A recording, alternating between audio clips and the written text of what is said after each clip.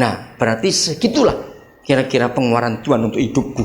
Ngeri sekali kalau kita mau kembalikan modal Tuhan. Nggak ada orang susah di negara ini. Karena kalau modal Tuhan kita kembalikan, berarti orang-orang itu berhak untuk menerima. Ayat terakhir, Ulangan 24. Supaya saudara nggak tambah tersinggung kalau saya makin ngomong makin banyak, marah nanti itu. Ulangan 24, saudara. Ini hukum yang luar biasa. Judulnya mulai ayat 6. Apa? Tentang apa? Melindungi sesama manusia. Ini ternyata human right. HAM. Hak asasi manusia itu sudah ditulis Musa ribuan tahun yang lalu. Tentang melindungi sesama manusia, ini human right. Aduh, luar biasa. Nomor 1, saya nggak usah baca semua. Ayat 14. Janganlah engkau, dengar pengusaha-pengusaha, janganlah engkau memeras pekerja harian yang miskin dan menderita, baik ia saudaramu maupun seorang asing yang ada di negerimu, di dalam tempatmu.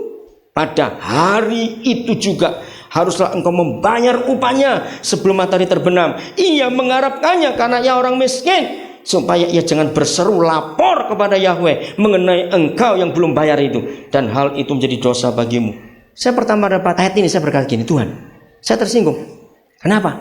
Pendeta nggak punya jalur online ke surga, buruh dapat. Kok nggak ada yang ngamen? Jadi kalau ada kaum buruh, bukan cuma yang Kristen, semua pekerja harian, begitu hari itu nggak dibayar oleh majikannya, kalau dia lapor ke surga, yang nggak Kristen pun surga langsung dengar majikannya diurus oleh Tuhan. Wih, hebat sekali.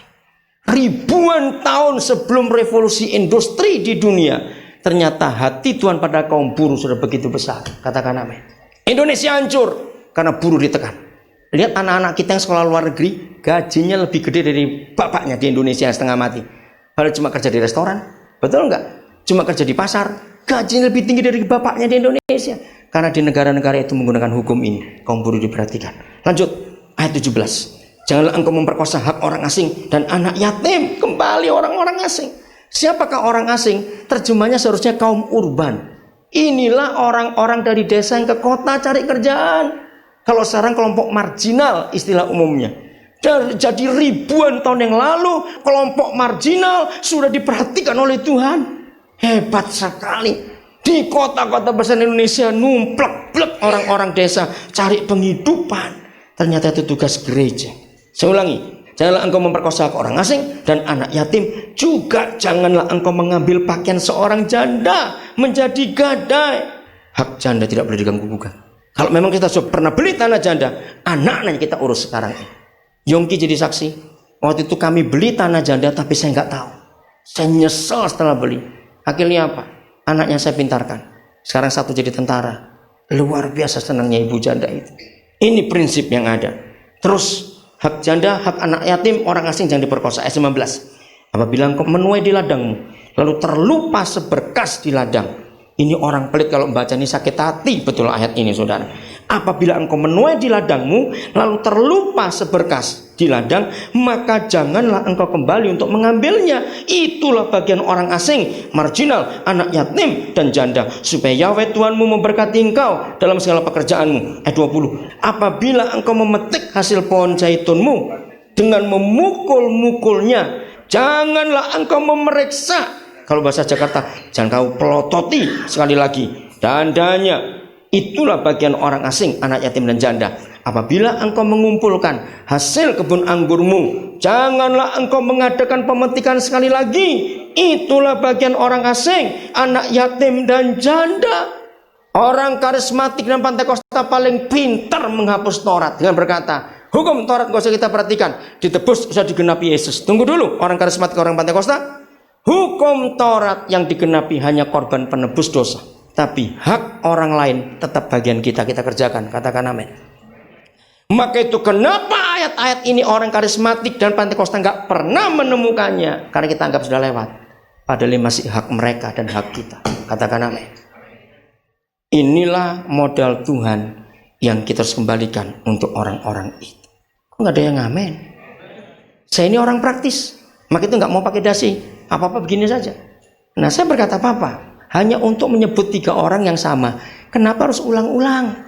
Gandum, zaitun, anggur, kenapa beda-beda? Kenapa nggak diborong aja satu supaya Alkitabnya lebih tipis? Saya bilang begitu. Betul nggak, saudara?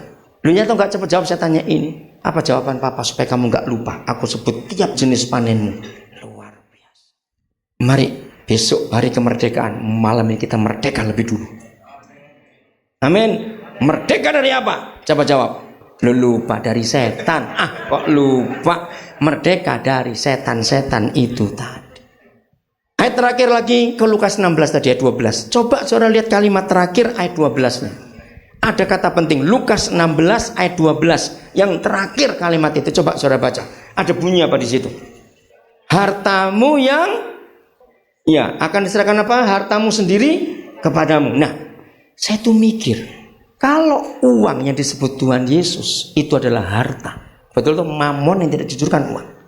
Tapi ternyata kalimat terakhir Yesus bilang, kalau kamu nggak pernah jujur dengan mamon yang tidak jujur, siapa yang akan mempercayakan kepadamu apamu?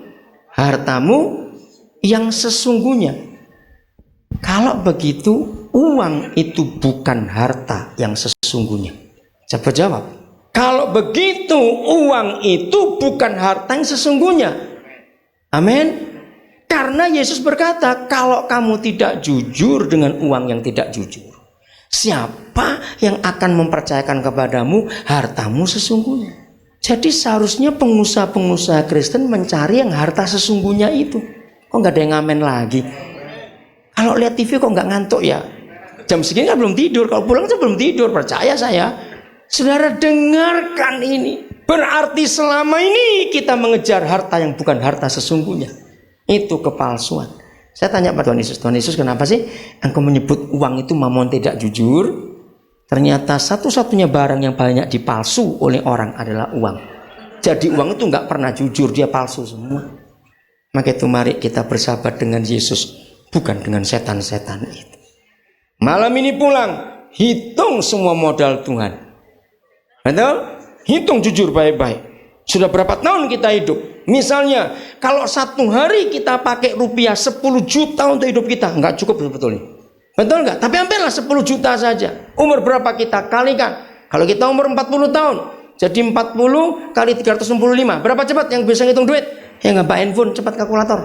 4 Oke, kalikan 10 juta. Kan begitu cara ngitung toh? Berapa? Berapa M hitung sendiri. Nah, sekian miliar yang kita pakai itu baru 40 tahun kalau 10 juta rupiah sehari.